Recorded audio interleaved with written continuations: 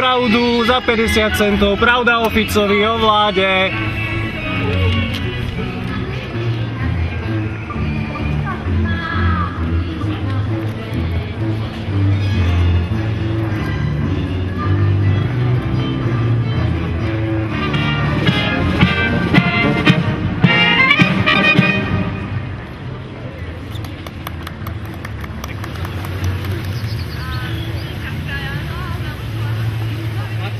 Generácii, ktorá sa narodila po vojne.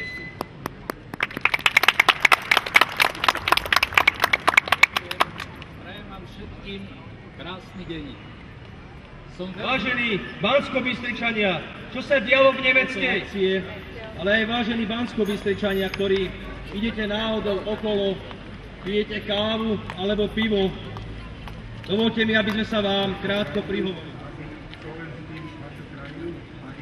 Slovenským prísľubom túto historickú udalosť. Zavedzuje nás k tomu úcta voči hrdinov a náš komunistický prekonák.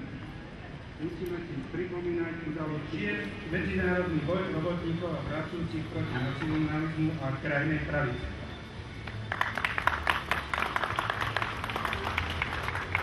Ďakujem Súdružke Klementovej za slovo. Nebudem hovoriť dlho.